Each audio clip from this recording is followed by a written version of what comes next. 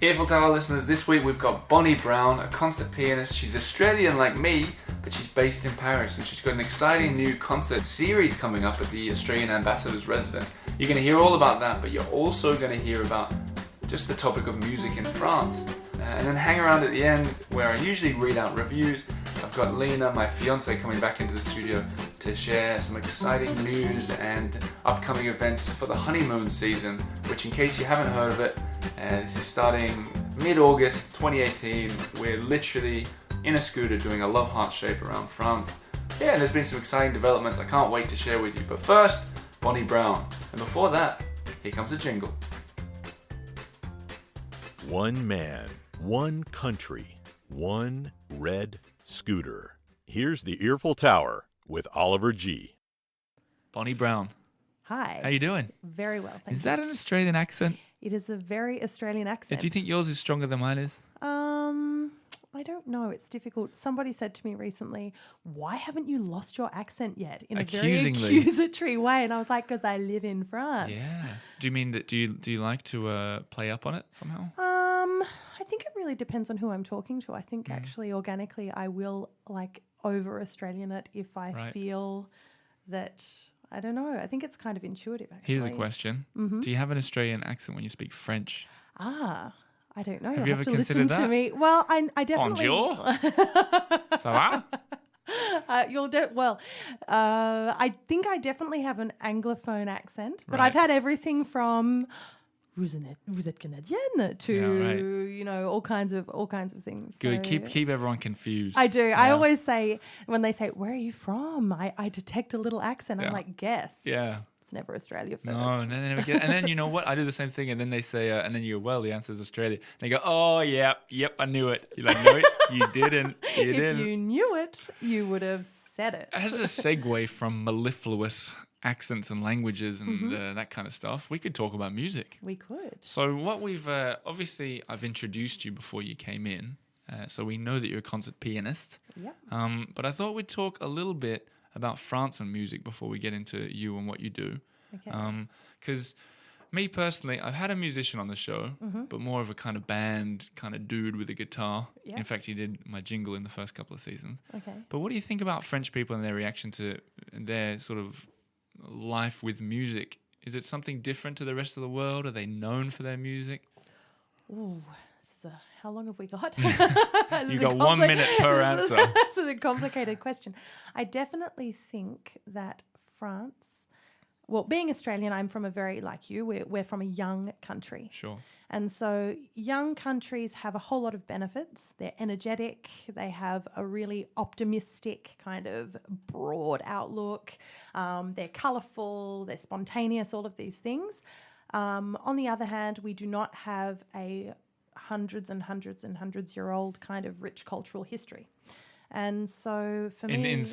as a little disclaimer of some of Western... No, I mean, sorry, of Western art Yeah, music. I sure. mean, of art music. I mean, yes, we have musical, and I don't mean to in any way, obviously, disrespect any of Australia's cultural heritage, but what I mean is for me as a classical musician, the idea of spending, you know, the first 25 years of my life really passionately dedicating all my time outside of my basic kind of, you know, obligations as a student, child and human being to this amazing Western art culture, it seemed crazy that I wouldn't come to the source. Right. And so... The source being Europe. The source being Europe. Vienna. Yes. No. Vienna or France, Yeah. Germany, you know, I mean, all... And I finished in France, you know, this is what happened to me, but... You know, I think definitely the European attitude towards classical music anyway is quite different from, I mean, this isn't to say that there aren't incredibly cultured Australians, that's not the point, but there is definitely this real weight and this cultural history that you feel related to what I do anyway when you get here. And yeah, so for me it was very much a kind of pilgrimage. Is it a musical country, France? Yes, How definitely. So? I mean, you know, I think that a music education is valued in a very... It's valued in a different way. Right. And although there are some problems, in my opinion, with the way French traditional musical education happens, I would say that probably the average person would definitely be more open to the idea of classical music, would definitely be more, they have the whole, for children, there's the whole conservatoire system. What does that mean? It means that there are a whole lot of music schools, basically. Every arrondissement of Paris will have one that's a municipal one, which means that anybody is free. Technically, anybody is free to sign up for lessons. As in kids can go and for free? I think so, or highly subsidized. The only problem with this is, of course, like everything in Paris, the demand is much higher than the space. And so the stories are incredible. I had a student once who I said, she was my piano student, and I said to her mother it would be great if she could take solfège at the conservatoire because it's very well taught, and she was a small French child. It made sense, and you can solfège means learning music theory and musicianship and the basics of music, and that way we could just spend the time playing the piano because that's how they organize it here. And so her mother went to sign her up at the conservatoire. She arrived at 5:00 in the morning for an opening at 8 a.m. to sign up. She was 18th in line. Really? 18th in line. Well, that says a lot about France. Yeah, and Paris it's very interesting. Yeah, they love free stuff. No.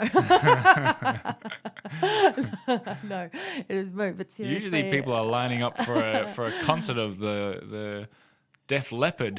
That's the first band that came to my head. I don't know. Justin Bieber. Yeah, more likely. Yeah.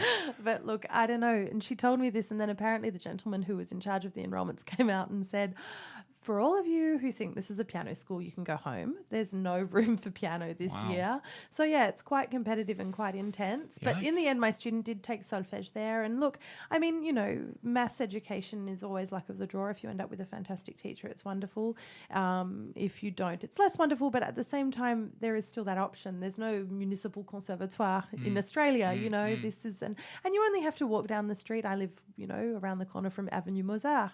On the way here, I saw Place France Liszt, it's just, it's kind of everywhere. The culture is everywhere. That's around the corner from Avenue Justin Bieber? No, it's not. Place the Beatles. Place the Beatles. Beatles. What you were talking about before about French people sort of respecting music, in a way they respect all the arts, don't they? I mean, didn't you mention something about your gardienne when you... Yeah, there's a different... I mean, one of the reactions you'll get in Australia from people, and I don't want to sound like I'm Australia bashing because I'm really not at all, but a reaction you can Australia bash. No, I love Australia. Me too.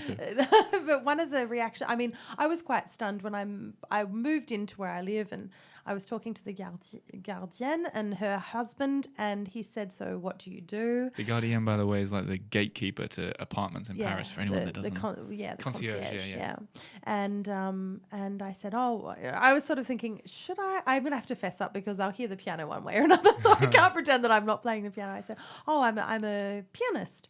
And really, it was like, that emoji with the love hearts in the eyes. He got these love, he was like, oh, vous êtes artiste? Like, it was really a kind of respect. Yeah. And there wasn't... He's wooing you as well, so there's a lot of respect going on in that conversation. And there wasn't a question of so you play the piano, so what do you actually... So how do you pay your rent? What do you really do? Right. So, there is a very... That's interesting. Yeah. Yeah. What was I going to say? I've got questions for you as being a pianist as well, which I'm going to just sprinkle throughout the conversation. Sure. And one is, how do you practice?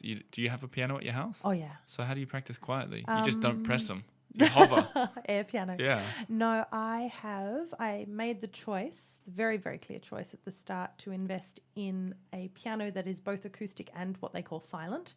Silent's a bit of a stretch because what all the silent does is it stops a very basic lesson in how piano works for those who don't know. I've got no idea, yeah. So I know piano means softly in Italian. It does, but the full name of the piano is actually the piano forte, and forte means loud or strong. My, wow. So we all just call it is the nickname. Yeah. So, but that's another whole podcast. Yeah, that's another podcast. So anyway. That's for the offshoot to the Eiffel Tower, which is the Eiffel Tower piano version. The Eiffel Tower music history podcast. So the way the piano works is it's a whole lot of strings and a whole lot of hammers, and the hammers hit the strings and the strings vibrate. And then when you let go of the key, the dampener comes in and it stops the strings from vibrating. Right. And when you put your foot down on the furthest pedal to the right, it will keep the dampeners off. So that's when you get that sound of where you can hold notes from down the bottom of the piano with the top of the piano, and beautiful. And it makes a much bigger sound because everything vibrates at the same time. So the way my silent piano works is that when I'm not playing acoustically, it cuts the contact between the hammers and the strings, and instead it sends a light, some kind of light system, optical system, where it becomes effectively, the sound becomes electric. So it doesn't actually silence the acoustic sound. At the start I was confused about it myself, but now, that I understand. But the thing is that the keys still, they're still very percussive. They still vibrate. Right. And how big is your apartment, by the way? Small. It's a grand piano built into the frame of an kitchen? upright piano. No, it's in the piano corner. Oh yeah, of course. And anyway, one funny story I can tell you about the less appreciative French side of music. I've had some amazing neighbours with practicing the piano, including one across the courtyard who wrote a sign once that was small. So I had to take a photo and zoom to read what it said. I'm thinking, oh no, this is it. It's over. Yeah. I'm going to get evicted. And she'd written, "Thank you for this beautiful music that has saved me from sickness and desperation." So I was like, that's so beautiful. French as well. So beautiful. Yeah. Merci pour cette musique merveilleuse qui m'a sauvé de la maladie et des espoirs, or something like this. Wow. It was incredible. You can make tote bags with that. On the other hand, my former downstairs neighbour once on a Friday night when I was practicing silent, I might add, came upstairs at 9:30 and I heard this bang, bang, bang, bang, bang on the door. I'm thinking, okay, this is really strange. So I go to the door, I open the door. He's standing there in his underwear, like so angry he couldn't put trousers on, like, furious. Yeah. He said, "I can't take this anymore." I was like, "I'm sorry, what?" And he's like, "There's a family of woodpeckers on the roof. All I can hear is the keys vibrating," the whole thing. I was like, "I'm very sorry. I will find a solution. I have a concert tomorrow, so I'm going to have to continue practicing. Yeah. But I assure you, give me 2 weeks." So, there's no point arguing with someone when they're completely he's moved out. Wow. So, things have resolved themselves. You could have given him free tickets to the concert. Yeah, I think I'm not sure that would have placated him quite enough. Wow. But as a general rule, though, the reaction is quite amazing. Which arrondissement do you live in? I live in the 16th. 16th. Yeah. So that's kind of a posh area. Yeah. People may be used to pianos coming from... I do hear quite a lot of piano playing in the streets and things like that. Yeah, it's beautiful. Anyway, what we were talking about, Bonnie, or what we were about to talk about, is that you are doing a cool new thing. I am. Which is, the name of which is Concerts Sans Frontières. That's right. Which means... Concerts Without Borders. Concerts Without Borders. You've heard of Médecins Sans Frontières. Yeah. It's like that. Less blood. But music. Yeah, that's a better way of saying it. Talk us, I will have introduced it already, so people have a vague idea, but what's going on? So we are running a free classical music concert series in Paris for anybody who wants to come and listen to the greatest works of the classical repertoire, presented in a friendly and accessible and non-traditional concert hall kind of a way. And free. Also free. So tell everyone and bring everyone. Yeah. And we are running the series in partnership with the Australian Embassy, which is completely amazing because it's right next to the Eiffel Tower. So these listeners know about it. They've seen me interviewing the ambassador. They have. Yeah, I saw that. Yeah. Yes. So in the very same place except downstairs. And so we want to bring classical music to everybody who wants to come and have a great time. It's a 1-hour format. It's on a Sunday afternoon. And the idea is really that for people who also, to be fair, classical music has always been a pastime of the financially comfortable. True. Lessons are expensive. It's time consuming. Often for parents who earn enough money to pay for lessons, they have to then hire a nanny to take it really is, it can be prohibitively expensive. And that is something that I've always found a bit tragic. And I think that if you can educate people when they're young and they can see how absolutely awesome it is, then they're the audiences of the future as well. And so we're really building something. So knocking down those borders, doing a free show as a kind of a test. You got one in June 3rd and then another in November 18th, is it? That's it. Yep. Sunday's 3rd of June and Sunday, November 18th. So this is kind of a test to see if it works, see if people come along. If you guys are in Paris then, or you're thinking of being in Paris, there's something you can get your name signed down for free. Yep. Could be interesting. It is. I'll be there. Thank you. But I'm not rounding up the interview. I just wanted to get that in before... Well, the idea is actually the borders, because the musicians who come are all from all over the place.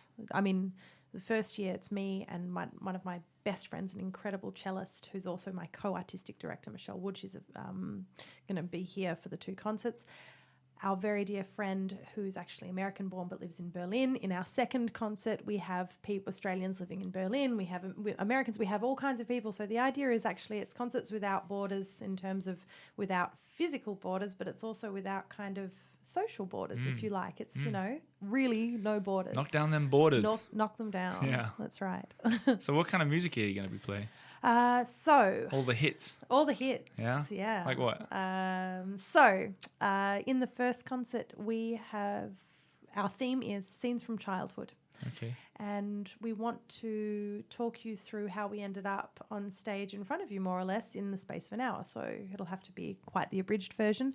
But it's music that is very close to the performers' hearts. And so it begins with some music by Schumann, which is called Scenes from Childhood. Right. And by coincidence. I know. Amazing, Weird. Right? And then we will be performing various different short works in various combinations. So I'll be performing with cello, with violin.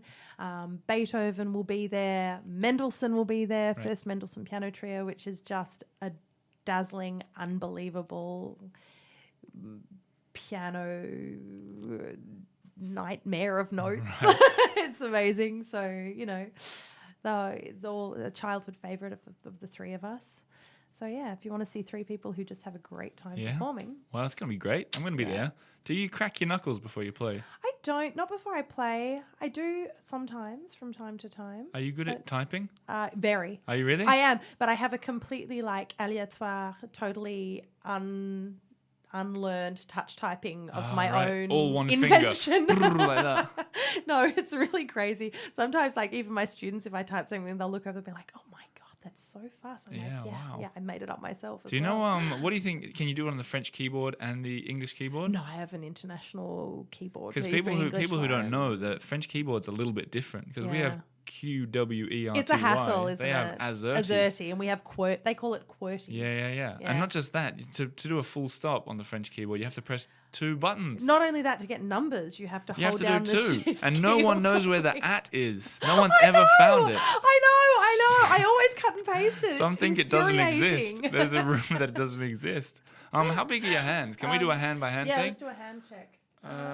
Yours are bigger than mine. No, they're not. Are they not? Well, they're not too a little different. bit. I have quite small fingers. Mine are stretched because from playing the piano. But also, here's a fun musical anecdote that I'm not sure that maybe I will share it now. I'm thinking about it now. Well, I mean, on the day of the concert. So Schumann, who had a very interesting life, aside from many things, he tried to end it at least 8 times unsuccessfully. Really? Obviously, he was very troubled, but most incredibly imagination. Anyway, so he invented a machine, a hand stretching machine, because he loved that big sound of the very big intervals on the piano, meaning you playing huge kind of big stretches. What do you mean by big stretches? So more than an octave. If I had a piano, I'd show you. But I thought you meant big stretches of time, but you mean big stretches of the finger. Big finger stretches. Yep. And so he invented this machine to stretch his hand and was persuaded it would work. Result, he ended up completely destroying his hand, never being able to play the piano again with that hand. I'm fairly sure it was his right hand. He tested it out on himself like all great inventors. Yeah, it was a bit of a disaster. I heard the inventor of the Segway died rolling off a cliff. I'm not sure if it's true, but that's what I heard. You shouldn't have laughed, yeah. I'm sorry. One of the inventors of the parachute died trying it on the Eiffel Tower. Really? Yeah, there's footage of it. Oh my God. I'm going to link it below because it's so old. It's from like the 1880s or something like that. Don't laugh. No, don't laugh about it. That was tragic, but it was a terrible parachute and he just went straight down to the ground. Well, look, Schumann invented this machine and never played the piano again, but still kept all of those huge hand stretches in his music. So how did you stretch your hand? Just by playing? Oh, just from practicing, I think. Okay. I think it's just kind of like, playing the piano is like yoga. The more you do it, the more flexible your hands are, I think. Right. Yeah. I wish I had bigger hands for basketball. Oh. But it doesn't work to stretch them out. Finger crunching sport. I was forbidden from those as a child. Oh, really? Yeah. What other things have being a piano player ruined for you? Like basketball. Fun question. Rock climbing, that's a no. Right. Apparently you're not supposed to do anything that grips like this. I got told off because I went after my first ever rock climbing session. I went and told my teacher, I was like, this is amazing. My piano teacher, amazing. I've done this. It was so cool. He's like, never do that again. Oh, it was a disaster. Don't ever do that again. And I don't want to hear it. You know, rock climbers aren't allowed to play piano either. No, I know. It softens their fingers. Yeah. Yeah. So, yeah, rock climbing. Also, one that I do like, you're not really supposed to, it's similar, you're not supposed to like pull heavy suitcases. Anything that does that kind of, anything that grip. Yeah. Yeah. Yeah. Okay. Yeah. What else have we got here? I was, so I don't really understand much about playing piano, but if I put music in front of you, could you just play it? Is that how it works? When you're at your level? For piano yeah, music? like if I put the theme music for Amelie, for example, in front of you, yes, and you've never heard it before. Oh, yeah, I could definitely do that. You just do it? Yeah. Wow. It depends on how difficult the music... Oh, I mean, the problem is I have heard it, so I can answer the question. But yes, if I had never heard it and you'd put it in front of me, but I know because I have heard it, but I hadn't... Well, that was a lot of double, triple negatives going on. You know what I mean? Yeah. No, it depends on how difficult the music is. But yes, technically, I am supposed to be able to sight read anything. Does that kind of count as an extra language? You know, like you speak French, you speak English. I speak piano. Music. How about like when you get a guitar? Can you just pick that kind of stuff up? They say Prince could play every instrument. Prince? Yeah. He was very talented, though. But he could just pick up anything and figure it out. I think there is that kind of... the thing is, when you play the piano, you read two clefs. You read the treble clef and the bass clef. And so any instrument technically where you read those two clefs, once somebody shows you the basics of, which fingering pattern or whatever it happens to be corresponds with what notes you're reading on the page, I suppose technically, yes, it shortens the length of time between, when you just pick up the instrument and when you can actually, start to play a tune. That said, all instruments to have a level of mastery to a very high level will take an enormous amount of practice and time, you know. But yes, I suppose it will be quicker. Yeah. Something a lot of people say, including myself, is that the Earful Tower is about figuring out France. And one of the main guests every week is Paris. Yes. And now you've lived in Paris for about 10 years? Yes, 10 years. So I'm looking for some tips on Paris. Okay. I put almost every guest through this. Like non-musical Paris tips? Yeah. We talked a lot about music. Yes. We need to talk a bit about Paris. Okay, let's talk about Paris. So I want to put you on the spot. Okay. For a few things. Sure. You ready? Ready. So I want you to recommend some kind of secret thing in Paris that not everybody knows. Oh my God. I'll give you one. A lot of people don't know that there's a really good view. There's a park called Parc de Belleville, right? So a lot of people go to Butte-Chaumont or anywhere up there for a view, or Montmartre. But this Parc de Belleville has this little sort of lookout.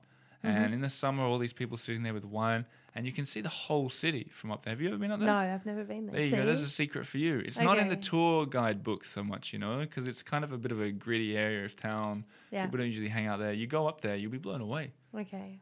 Now you owe me one. I do owe you one. I'm going to have to think about this, and I'll write in with it. Okay. I'll incessantly comment. Bonnie, you're the first person that's not given me a tip. What about a restaurant or a cafe?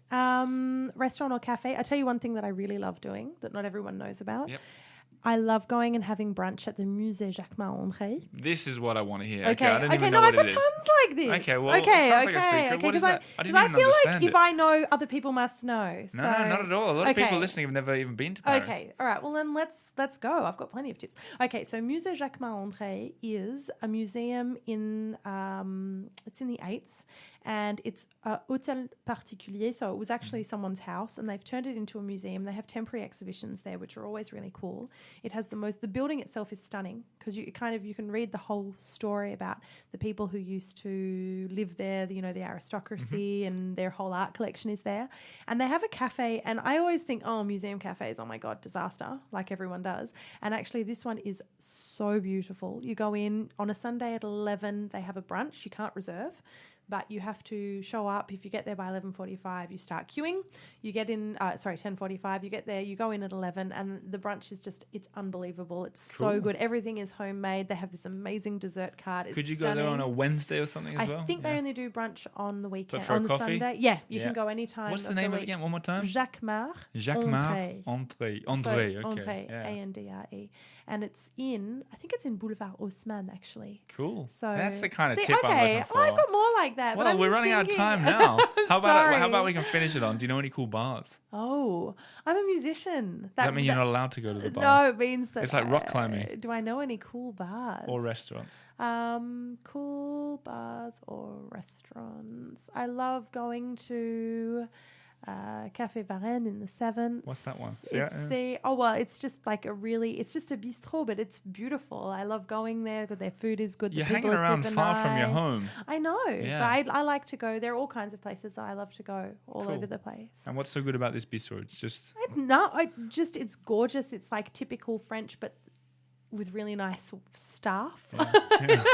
So in that sense, it's not typical at all. And in just one sentence, all the French people who are going to come to your show have turned off the radio. No, I don't mean it like that. No, but hey, No. listen, I think we're going to wind it up now. Okay.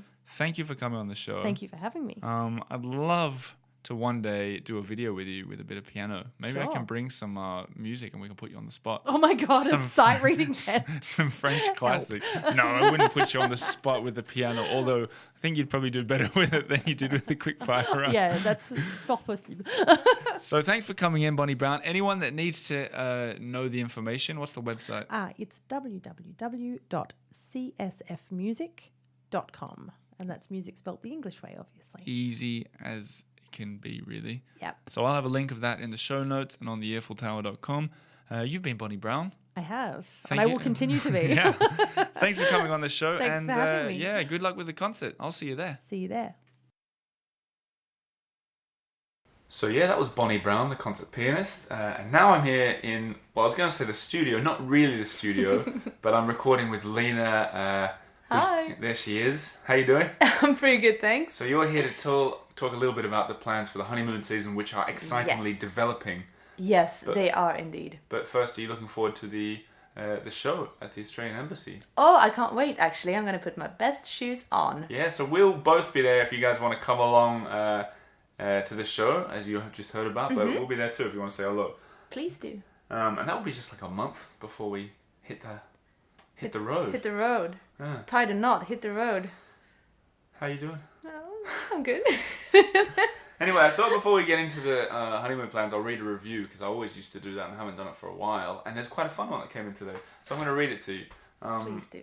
To you guys listeners at home as well. This one's from Moon Upon a Stick, and I think it's a she. I'm just going to guess it's a she. She says it's like she's referring to the Earful Tower. Okay, It's like a bite into a pain au chocolat. That's pretty nice. that's nice. So, food for the modern Francophile's heart and soul. Have you ever Google mapped an area that you visited and walked around it because you missed it? Have you ever watched other people's YouTube videos of the city you love just to feel like you're there again? No? Okay, maybe I'm obsessed. Nonetheless, Oliver will take you back or give you inspiration and suggestions of what to visit, and you'll feel like you're part of it all again. He also does a great job at selecting his guests on the show, and this is my nap time go-to podcast when my baby is sleeping.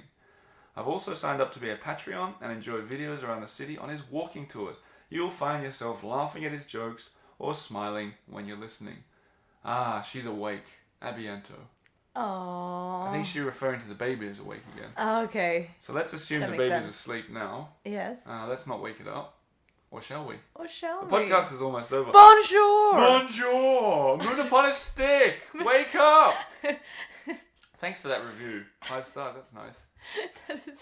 That's very good. I love a creative review. So do I. Bite into a pain au chocolat. That's quite nice. That's good. Someone once said this podcast Fitting. is like a creme brulee. Like cracking the top off a creme brulee. Oh, It's very a meme. satisfying. It's becoming a meme It to is compare it to not. French food.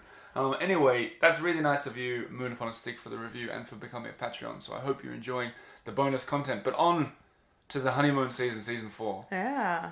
Onwards and upwards. First things first, there's some exciting news that we're legally not allowed to discuss. I don't know. No one's really said legally, but it sounds cool. So Okay, let's well, go with that. Yeah, legally we're being threatened with death if we go any further into this. But what I can say is there's potentially very exciting news coming up. And what I want you guys to do to help is send me a message of the kind of dream experience. Yeah, don't hold back now. Yeah, don't hold back. Let us know things that you'd want to do if you were on your dream honeymoon in France. Yeah, let your imagination run like the wild mustangs of Sahara. That's exactly what you should do. Yeah. So send us a message. Send it to oliver@theearfultower.com and say, my dream was to fly in a plane over the Loire Valley. Or something like that. And since it's your dream, we'll do it. Or we might do it. We might do it. Depending on how things pan out. Depending on how legally we're bound to this contract. Well, there is no contract. There's no But contract either. essentially, if you guys have really good ideas, I mean, I've been asking for tips and people have been sending in, go to Annecy, go to Giverny. Give us some experiences that you think would be really cool or you'd like to live vicariously through us. And we're going to see if we can do that too. Oh, that'd be cool. But Lina, you had an idea while researching experiences. Yes, and I wanted you to share it. have an idea, and I think it'll be the ultimate romantic French experience. I want to make my own perfume, and you should make your own perfume, even though you can't. You don't have a sense of smell, so that one might be a bit tricky. That's true. But I don't actually have a very good sense of smell. I want to go to Grasse or Grasse. I don't know how Grasse. it's Grasse. Down in the south. Down of in the France, south, the mythical place that is apparently, and as you approach the town, you can smell the perfume in the air from miles away. And I think it'd be really exciting. I want to go there and make our own How perfume. does it work? You go in to what? They just let you make. Well, I think they have like a little little like day course, and you can pick your top note, the base note, and the middle note. I don't really know much about it yet, but I hope to change that very soon. Cool, that's a really good idea. I'm so excited about that. So that's something for down at the bottom of the. And then obviously we're gonna sell the Earful Tower perfume, his and hers. No one will buy the his. No, I wouldn't even because buy the his. nose behind it is somewhat faulty. Oh, goodness me. I just realised if anyone's listening to the Earful Tower for the first time and have no idea what we're talking about, this is the honeymoon season 4, starts mid-August. We're going to do a big trip, the two of us, on our actual honeymoon around France in the shape of a love heart. It's your idea. Pause for laughter. It was called Grotesquely Cute. Grotesquely Cutesy by the Europeans podcast, last week's guest. Yeah. Which you quite liked. I loved it. Yes. I haven't. And lastly, in other news, in case anyone cares, maybe they don't, but we sort of did. Of course they care. It's exciting. Well, it's not strictly related to the Eiffel Tower. Oh, but it's more about strictly France. related to our actual wedding. Oh yeah, that's true. But we went. So we went to the Champagne region for the first time. Yes. And bought some champagne. Boy, oh boy, was it beautiful. Oh, it's so nice out there. And we were in a car this time, and we were just thinking the whole time, because the villages are so small out there. These tiny little old stone villages where it takes about, a minute and a half to drive from one side to the other side of the village. And we're thinking how nice it would be to do it on a scooter. Exactly. Yeah. And also, so we drove there and we tasted a few different champagnes and picked out one type for our wedding. But it would be really amazing to be able to see the process and maybe go to the proper cellars and dig a little bit deeper. Yeah, that would be awesome. Yeah. And then we continued the car trip, and now continuing the theme from last week, where we're in my grandma's closet, we're under a table in your grandma's house in Sweden. Yes. So we're doing the grandma So tour. who knows where we'll be next week? Under your grandma's table. Are you talking to the listener? I'm talking to the listener. Any listeners with a grandma who have a good soundproof table? Hook us up. Often we can't get in the studio on Mondays for some reason. We'll be at your grandma's house And on that note, thanks for listening again. Thank you. Plenty more new episodes on the way as we round out season 3 and prepare for the honeymoon season.